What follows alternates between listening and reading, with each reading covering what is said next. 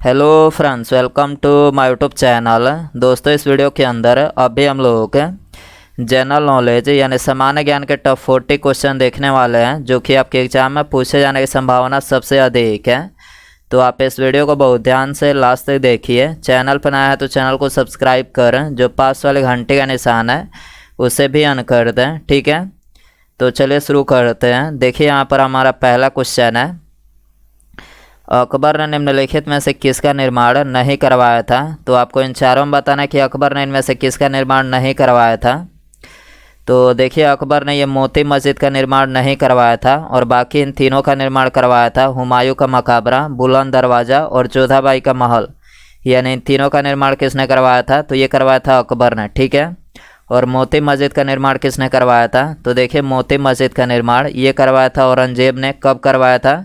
तो ये करवाया था 1659 ईस्वी में। ठीक है, अगला क्वेश्चन देखिए, क्वेश्चन नंबर 2 है, डायनामाइट में मुख्य रूप से इनमें से क्या पाया जाता है। तो देखिए, डायनामाइट में मुख्य रूप से ये पाया जाता है नाइट्रोग्लिसरीन। क्या पाया जाता है। नाइट्रोग्लिसरीन जो है ये डायनामाइट में मुख्य रूप से पाया जाता है। ठीक है, बी करेक्ट हो जाएगा। अगला क्वेश्चन देखिए, क्वेश्चन नंबर 3 है, मानव शरीर में ऊर्जा की उत्पत्ति इनमें से किसके द्वारा होती है।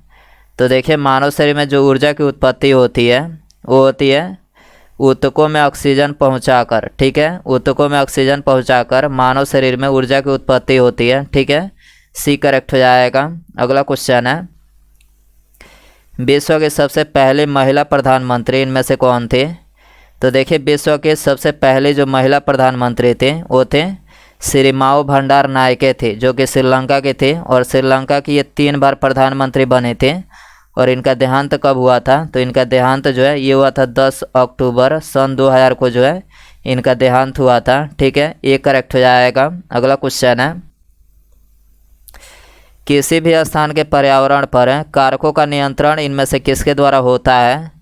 तो देखिए, किसी भी स्थान के पर्यावरण पर कारकों का जो नियंत्रण होता है वो होता है जलवायु के द्वारा। ठीक है, बी करेक्ट हो जाएगा। अगला क्वेश्चन है, इनमें से कौन विद्युत का सबसे अच्छा कुचालक है। तो देखिए, विद्युत का जो सबसे अच्छा कुचालक है वो है लकड़ी। ठीक, लकड़ी जो है ये विद्युत का सबसे अच्छा कुचालक है। ठीक है, सी करेक्ट हो जाएगा।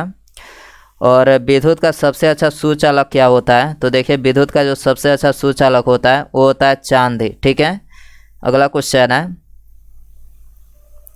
एशियाई मुक्केबाजी चैंपियनशिप 2020 की मेज़बानी इनमें से कौन सा देश करेगा।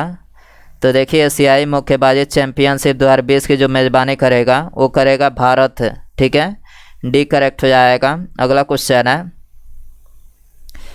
प्रतिवर्ष हिमाचल दिवस इनमें से किस तिथि को मनाया जाता है। तो देखिए, हिमाचल प्रदेश की जो स्थापना हुई थी वो हुई थी 15 अप्रैल सन 1948 को जो है हिमाचल की स्थापना हुई थी। और इसी के उपलक्ष्य में ये हर साल 15 अप्रैल को ये हिमाचल दिवस मनाया जाता है। ठीक है, सी करेक्ट हो जाएगा। अगला क्वेश्चन है, भारत की संसदीय प्रणाली इनमें से किस देश के संविधान से ली गई है। तो देखिए, भारत की जो संसदीय प्रणाली ली गई है वो ली गई है ब्रिटेन के संविधान से। ठीक है, डी करेक्ट हो जाएगा। अगला क्वेश्चन है, डॉक्टर भीमराव अंबेडकर के अनुसार संविधान का दिल इनमें से किसे कहा जाता है। तो देखिए, डॉक्टर भीमराव अंबेडकर के अनुसार संविधान का दिल ये कहा जाता है संवैधानिक उपचारों के अधिकार को। ठीक है, और संवैधानिक उपचारों के अधिकार को संविधान की आत्मा भी कहा जाता है। ठीक है, अगला क्वेश्चन है, इनमें से कौन सा बिल संसद के दोनों सदनों में विशेष बहुमत से पास होना अनिवार्य है।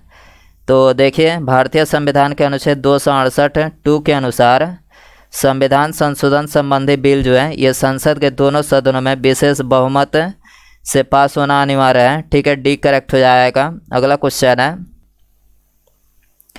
अकबर ने इनमें से किस राज्य पर विजय के उपलक्ष्य में बुलंद दरवाज़ा का निर्माण करवाया था। तो देखिए, अकबर ने ये गुजरात राज्य के विजय के उपलक्ष्य में ये बुलंद दरवाज़ा का निर्माण करवाया था। ठीक है, डी करेक्ट हो जाएगा। अगला क्वेश्चन है, डॉक्टर राजेंद्र प्रसाद को संविधान सभा का स्थायी अध्यक्ष कब नियुक्त किया गया था। तो देखिए, डॉक्टर राजेंद्र प्रसाद को संविधान सभा का स्थायी अध्यक्ष ये नियुक्त किया गया था 11 दिसंबर सन 1946 को। ठीक है, बी करेक्ट हो जाएगा। अगला क्वेश्चन है, उच्चतम न्यायालय के द्वारा इनमें से कितने प्रकार के रिट जारी किए जा सकते हैं? तो देखिए उच्चतम न्यायालय के द्वारा इनमें से 5 प्रकार के रिट जारी किए जा सकते हैं। देखिए यहाँ पर पहला जो रिट जारी किया जा सकता है वो बंदी प्रत्यक्षीकरण रिट, दूसरा परमादेश, प्रतिषेध, उत्प्रेषण और अधिकार परीक्षा, यानी ये 5 प्रकार के उच्चतम न्यायालय के द्वारा रिट जो है जारी किए जा सकते हैं। ठीक है, अगला क्वेश्चन है, इनमें से किस देश का संविधान लिखित रूप में नहीं है? तो देखिए यहाँ पर जो ब्रिटेन का संविधान है ये लिखित रूप में नहीं है, और बाकी भारत और अमेरिका यानी इन दोनों का संविधान जो है लिखित रूप में है। ठीक है, बी करेक्ट हो जाएगा। अगला क्वेश्चन है, भारत आने वाला पहला अंग्रेजी जहाज इनमें से कौन सा था? तो देखिए भारत आने वाला जो पहला अंग्रेजी जहाज था वो था रेड ड्रैगन था। ठीक है, कौन था? रेड ड्रैगन था, जो कि कैप्टन हॉकिंस के समय में 1608 ईस्वी में सूरत के बंदरगाह पर आकर रुका था। ठीक है, बी करेक्ट हो जाएगा। अगला क्वेश्चन है,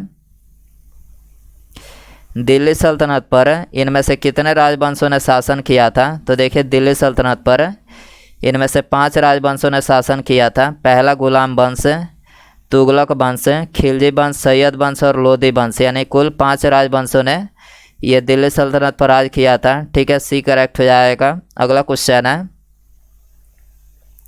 लड़ाकू पेशवा के नाम से इनमें से किसे जाना जाता है? तो देखिए लड़ाकू पेशवा के नाम से ये जाना जाता है बाजीराव प्रथम को। ठीक है, बाजीराव प्रथम को किस नाम से जाना जाता है?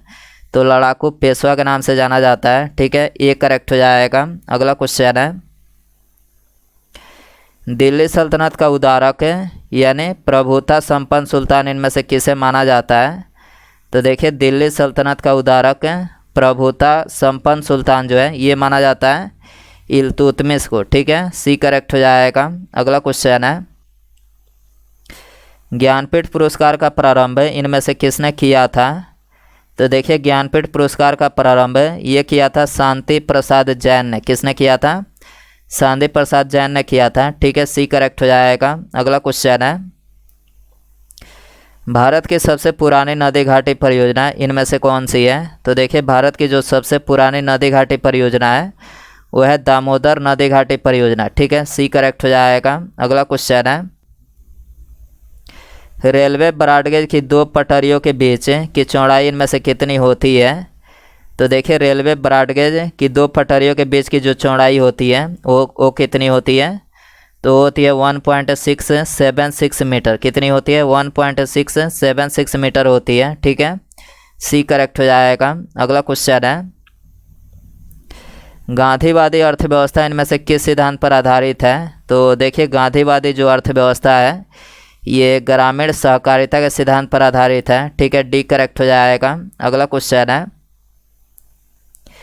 टिहरी पनबिजली कॉम्प्लेक्स इनमें से किस नदी पर अवस्थित है? तो देखिए टिहरी पनबिजली जो कॉम्प्लेक्स है ये भागीरथी नदी पर अवस्थित है। ठीक है, बी करेक्ट हो जाएगा। अगला क्वेश्चन है, निम्नलिखित में से किसका मूल्य स्थिर नहीं रहता है? तो देखिए यहाँ पर मजदूरों की जो मजदूरी होती है ये स्थिर नहीं रहता है। ठीक है, सी करेक्ट हो जाएगा। अगला क्वेश्चन है, प्रसिद्ध वृंदावन गार्डन इनमें से कहाँ पर अवस्थित है? तो देखिए प्रसिद्ध जो वृंदावन गार्डन है ये कर्नाटक मैसूर में स्थित है। ठीक है, सी करेक्ट हो जाएगा। अगला क्वेश्चन है, निम्नलिखित में से कौन सा दिवस संयुक्त राष्ट्र दिवस के रूप में मनाया जाता है? तो देखिए संयुक्त राष्ट्र दिवस के रूप में ये मनाया जाता है 24 अक्टूबर को। ठीक है, डी करेक्ट हो जाएगा। अगला क्वेश्चन है, वह प्रथम महिला जो संयुक्त राष्ट्र आम सभा की अध्यक्ष बनी और भारत की पहली महिला राजदूत बनी थी इनमें से कौन थी? तो देखिए ये थी विजय लक्ष्मी पंडित। ठीक है, ये करेक्ट हो जाएगा। अगला क्वेश्चन है, वाटर पोलो में एक पक्ष में कितने खिलाड़ी होते हैं? तो देखिए वाटर पोलो में एक पक्ष में ये 7 खिलाड़ी होते हैं। ठीक है, सी करेक्ट हो जाएगा। अगला क्वेश्चन है, राष्ट्रीय पालतू दिवस यानी नेशनल पेट डे हर साल इनमें से किस तिथि को मनाया जाता है? तो देखिए राष्ट्रीय पालतू दिवस यानी नेशनल पेट डे ये हर साल ये मनाया जाता है 11 अप्रैल को। ठीक है, डी करेक्ट हो जाएगा। अगला क्वेश्चन है, दिल्ली का कुतुब मीनार किसके शासनकाल में पूरा हुआ था? तो देखिए दिल्ली का जो कुतुब मीनार है ये इल्तुतमिश के शासनकाल में पूरा हुआ था। ठीक है, सी करेक्ट हो जाएगा। अगला क्वेश्चन है, राजा राम मोहन राय इनमें से किससे संबंधित नहीं थे? तो देखिए राजा राम मोहन राय जो थे ये संस्कृत शिक्षा से संबंधित नहीं थे और बाकी इन तीनों से संबंधित थे। सती प्रथा का उन्मूलन, विधवा पुनर्विवाह, अंग्रेजी भाषा का प्रोत्साहन, यानी इन तीनों से संबंधित है। ठीक है, डी करेक्ट हो जाएगा। अगला क्वेश्चन है, बौद्ध स्मारक स्तूप इनमें से कहाँ पर बनाए जाते थे? तो देखिए बौद्ध स्मारक यानी जो स्तूप हुआ करते थे ये बनाए जाते थे बुद्ध के अवशेषों पर, बुद्ध के जीवन से संबंधित स्थानों पर, संघ के प्रमुख सदस्यों के अवशेषों पर और बौद्ध मठों द्वारा अर्चना के स्थानों पर। ठीक है, यानी इन सभी जगहों पर बनाए जाते थे। ठीक है, तो यहाँ पर डी करेक्ट हो जाएगा, उपरोक्त में सभी। ठीक है, अगला क्वेश्चन है, ईस्ट इंडिया कंपनी की परमिटों को प्रयोग करने की कानूनी वैधता एक राजकीय आदेश पर निर्भर करती थी। वो आदेश किसने पारित किया था?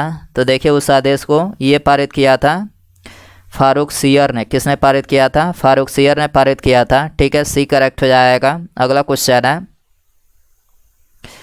आर्थिक समस्याएं मुख्यतः किसके कारण उत्पन्न होती है? तो देखिए आर्थिक जो समस्याएं उत्पन्न होती है वो होती है अत्यधिक जनसंख्या के कारण। ठीक है, ये करेक्ट हो जाएगा। अगला क्वेश्चन है, राउरकेला स्टील प्लांट अपने लिए आवश्यक पानी इनमें से किससे प्राप्त करता है?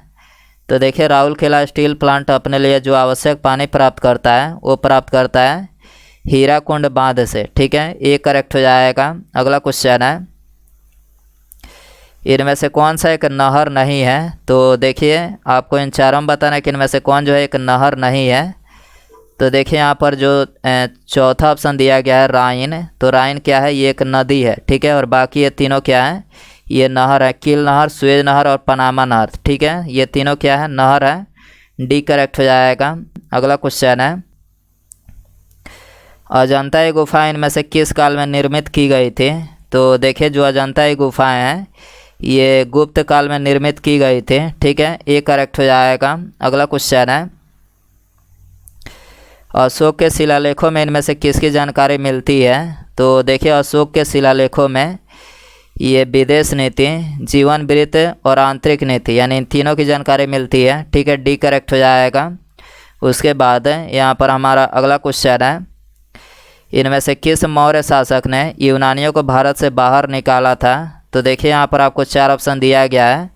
Option A Ashok, option B Bimbisara, Chandragupta Maurya या फिर चंद्रगुप्त विक्रमादित्य।